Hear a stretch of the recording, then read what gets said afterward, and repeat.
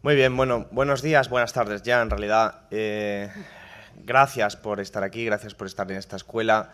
Yo creo que la formación es un elemento indispensable de la participación y de la actividad política y particularmente la formación de carácter crítico.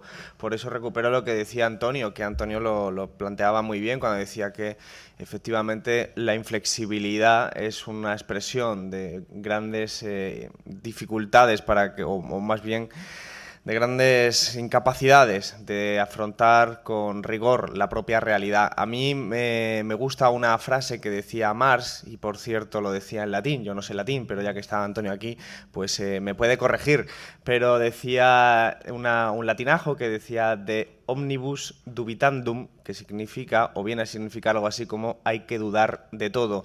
De hecho, Marx y la tradición de la que nosotros procedemos es una tradición que pretendió, quizás en exceso, creer que estaba hablando del socialismo científico y precisamente por hablar de ciencia hablaba desde un punto de vista muy crítico. Marx llegó a escribir un libro, bueno, unos textos llamado Crítica de la crítica crítica, y quien es capaz de introducir 3 veces críticas en un planteamiento, poco se le puede cuestionar la capacidad, desde luego, de no ser rígido en sus planteamientos, la capacidad, desde luego, de evitar todo tipo de dogmatismo intelectual. Creo que nada nos beneficiaría menos que ir por ese camino, y por eso sesiones de formación crítica como todas las que habéis tenido en esta fin de semana son indispensables. Yo voy a intentar hacer una intervención que digamos, amolde un poco lo que se ha comentado ya aquí. El perjuicio, la dificultad de hablar el último es que evidentemente muchas de las cosas que yo quería plantear se han planteado ya, y eso me obliga a plantearlo de otra forma, al menos de otra forma. Yo voy a intentar ir de lo abstracto a lo concreto, por utilizar una metodología un tanto clásica, planteando desde el principio lo que decía Nuet, que es el momento del capitalismo en nuestra época. Es decir, un capitalismo que no es el mismo exactamente, aunque su lógica sí lo sea, pero no es el mismo capitalismo que el que nace después de la posguerra. Cuando el capitalismo nace después de la posguerra, nos encontramos con espacios económicos enormes que no participan de lo que llamaríamos el sistema mundo, por usar una palabra de Wallenstein, y es el hecho de que América Latina, Asia, África no compiten al mismo nivel que compiten lo que son los polos desarrollados de Occidente. Hoy, sin embargo, lo que tenemos es que el capitalismo globalizado es la expresión de cómo esa tendencia intrínseca al sistema económico capitalista, que es la mercantilización de todo, ha llegado a niveles que hace que ahora estemos compitiendo todos contra todos a un nivel mundial verdaderamente espeluznante, lo que provoca determinadas consecuencias. Una de ellas es, desde luego, algo que también ha planteado Nuet, y es la enorme desigualdad generada en torno a ese proceso de globalización en el que una minoría de súper ricos mundiales ha estado enriqueciéndose muy por encima de lo que se ha estado beneficiando el resto de la población en el entorno de una globalización.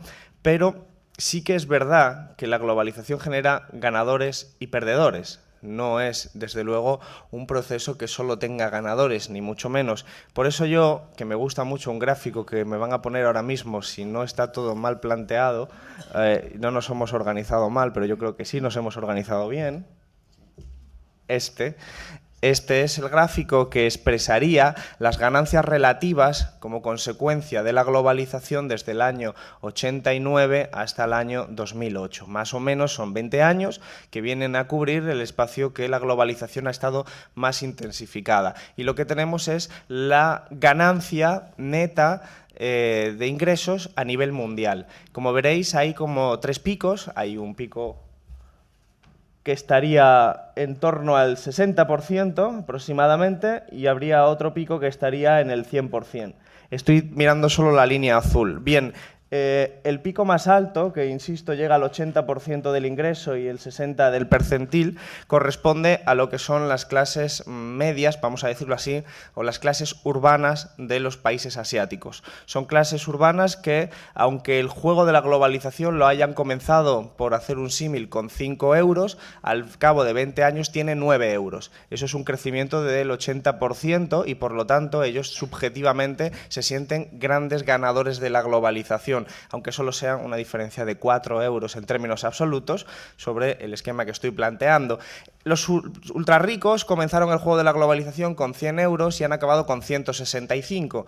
En términos absolutos es mucho más que 4 euros, son 65 de hecho, pero en términos porcentuales son 65%, que es menos que 80%. En cualquier caso, son también ganadores de la globalización. Y luego tenemos un punto que está prácticamente a nivel de cero, que serían las clases urbanas de Occidente, por decirlo de alguna forma. Las clases medias, las clases populares, las clases media-bajas, por utilizar una terminología con la que yo no estoy de acuerdo, pero que la vamos a entender conceptualmente muy bien. Son las clases populares de los países occidentales, de Europa y de Estados Unidos, también de Canadá, de Japón y de Oceanía, de lo que llamaríamos la OCDE.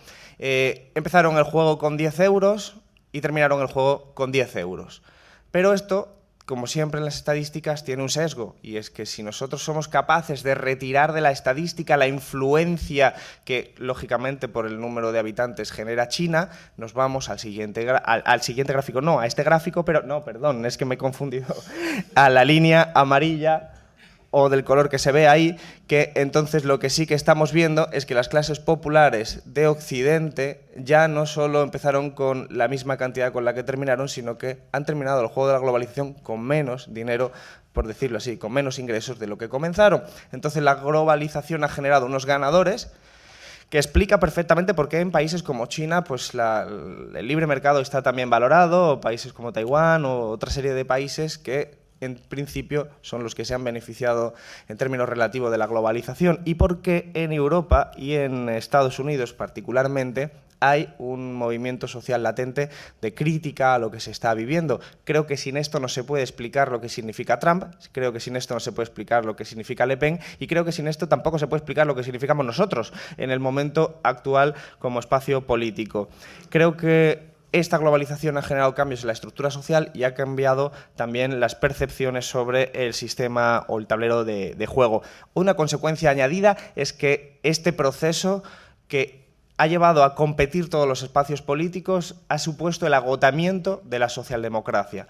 Es decir, la socialdemocracia solo ha podido ser históricamente un producto gracias al hecho de que era una suerte de burbuja que no tenía que competir con grandes espacios económicos. Sí tiene que competir con grandes espacios económicos a nivel internacional, es imposible que sea victoriosa, es imposible que sea un proceso ganador.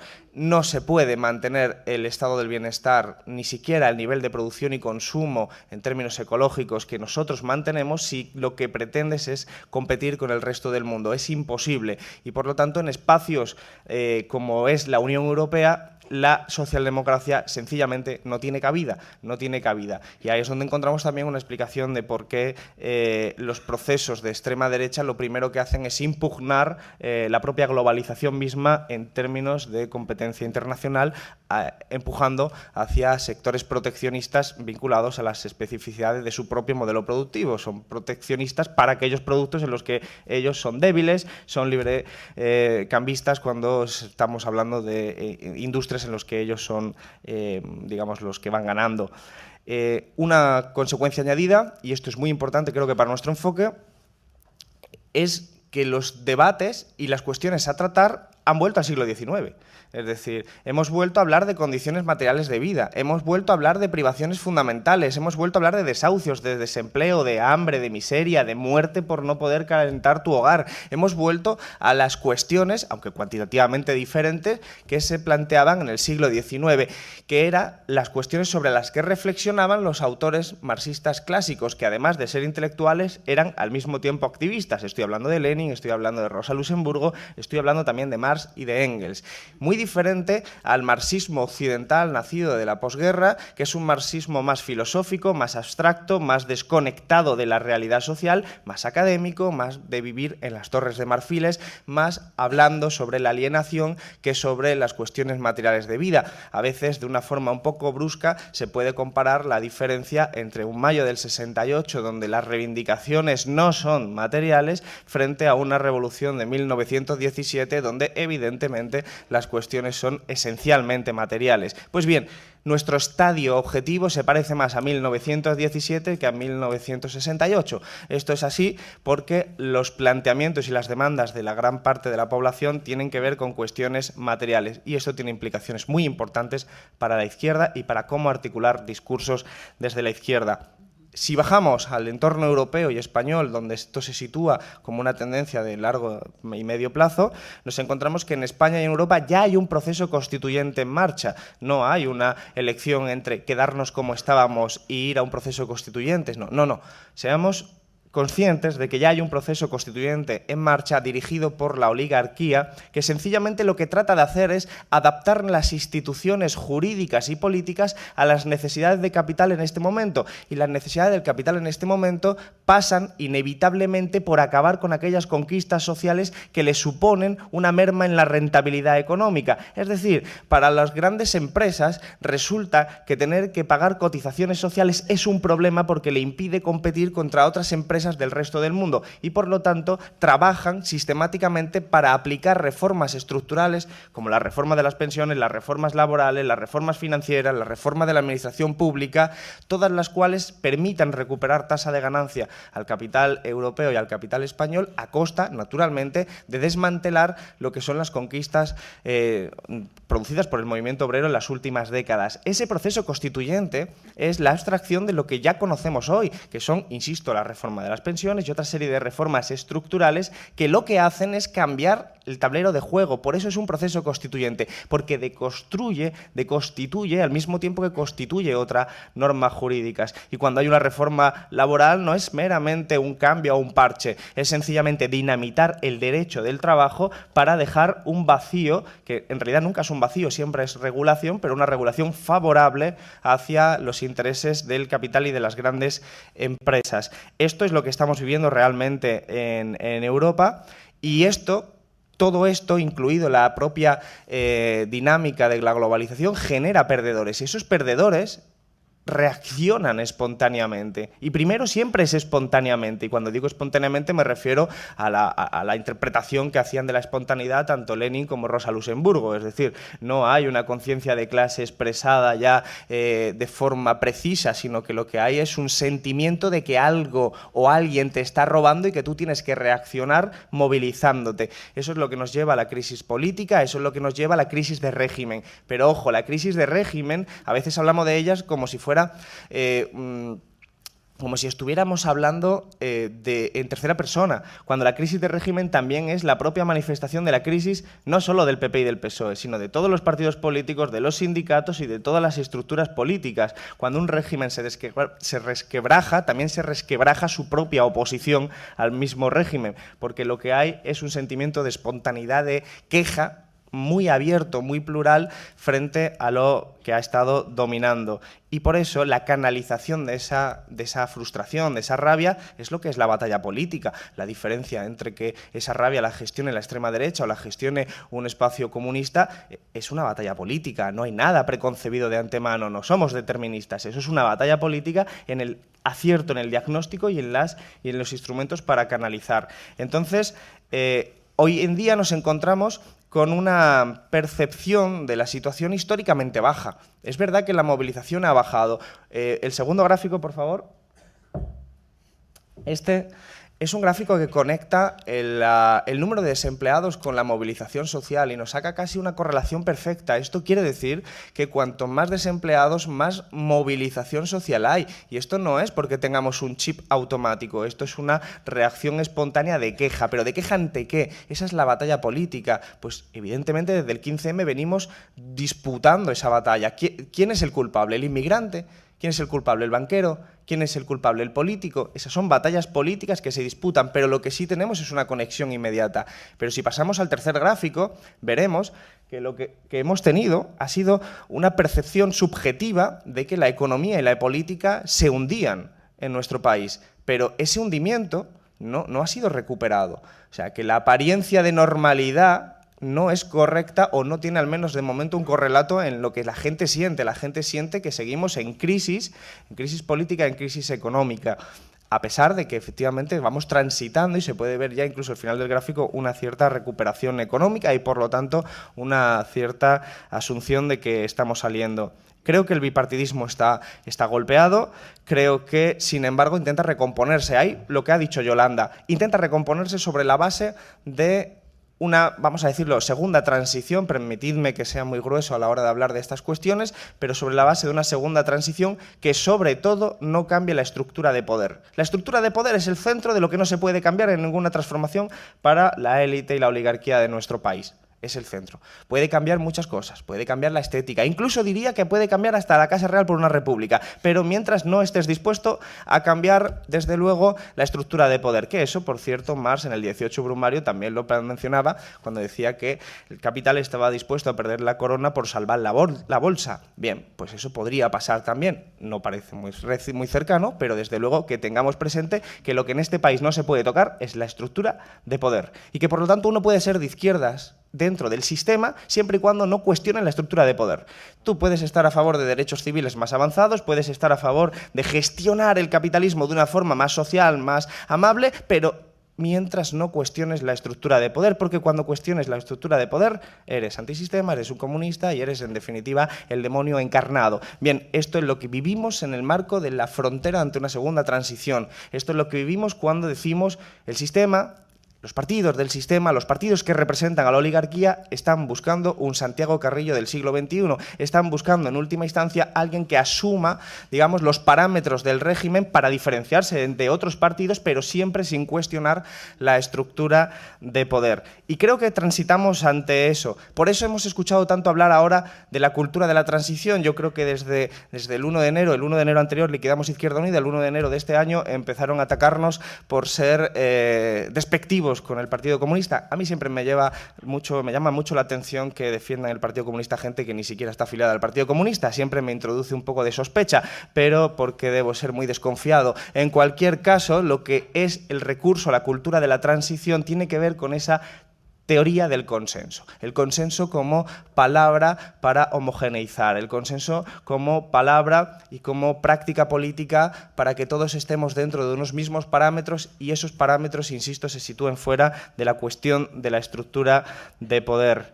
Creo que el bipartidismo en este momento concreto está salvándose mutuamente, las dos patas del bipartidismo, se necesitan, el PP necesita al Partido Socialista para aprobar sus leyes y el Partido Socialista necesita al PP para no ir a elecciones. Y este mutuo acuerdo consiste fundamentalmente en aprobar, en pactar leyes, ya van 8 reales decretos fuera del Parlamento, traerlos al Parlamento, que no se puedan debatir como proyectos de ley, que se aprueben inmediatamente, al mismo tiempo que en la parte declarativa, meramente declarativa, las mociones, las proposiciones no de ley hacen como que se pelean, sabiendo que esos espacios no van a ninguna parte y que lo verdaderamente importante son las leyes. Esperando, creo, la autodestrucción del espacio político que nosotros participamos, que es el espacio político de Unidos Podemos, el espacio político de Izquierda Unida, de Podemos, de las confluencias, esperando a la autodestrucción. Conclusiones de este marco apresurado, pero que intenta situar desde la abstracción a lo concreto un marco histórico y un marco presente y coyuntural. Creo que debemos replantear, reflexionar sobre una izquierda que se convirtió en postmaterialista, es decir, que dejó de hablar de los problemas cotidianos y materiales de la ciudadanía para hablar de otra serie de problemas que digo que también son importantes, pero sin tener que abandonar las cuestiones materiales. Esta es la izquierda, digamos que a lo que se le llamó desde los años 60 y 70 la nueva izquierda. La nueva izquierda contaminó a la izquierda clásica en la que hablaba de trabajo, en la que hablaba de desempleo, en la que hablaba de precariedad, en la que hablaba de hambre, en la que hablaba de desahucios, y la nueva izquierda contaminó hasta el punto de ahogar cualquier reivindicación prácticamente material por parte de la izquierda.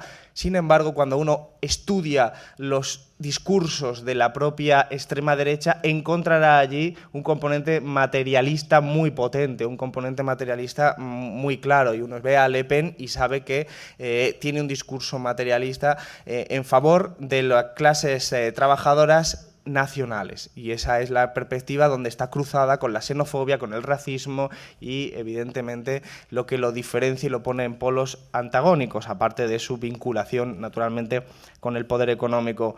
Creo que necesitamos una izquierda no institucionalizada, es decir, una izquierda que se conecte con el sentir de los y con el con el sentimiento de los barrios populares, es lo que nosotros decimos de estar en el conflicto, es decir, de politizar el conflicto. Nosotros tenemos la presencia de reacciones espontáneas ante la vivencia en propias carnes, pero lo que necesitamos es elevar esa frustración a compromiso político, y eso solo se hace con organización y con presencia en el conflicto. No se hace a través de los discursos meramente, y no se hace mucho menos estando refugiado en las instituciones, esperando que del trabajo parlamentario o institucional, que está muy limitado, se pueda desde luego convencer a las clases populares que estamos sufriendo en carnes en los diferentes espacios y en diferentes ámbitos la crisis del capitalismo. Creo que hay que evitar las izquierdas faccionalistas. Creo que estamos viendo en estos días algunas de las consecuencias del faccionalismo en la izquierda.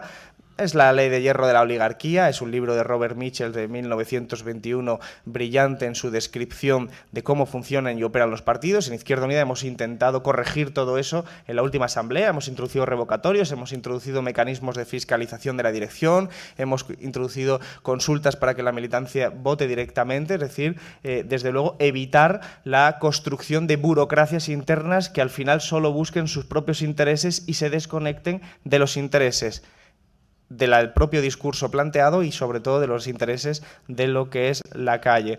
Creo, por terminar, 2 puntos más. Necesitamos un discurso radical, es decir, de ir a la raíz de las cosas.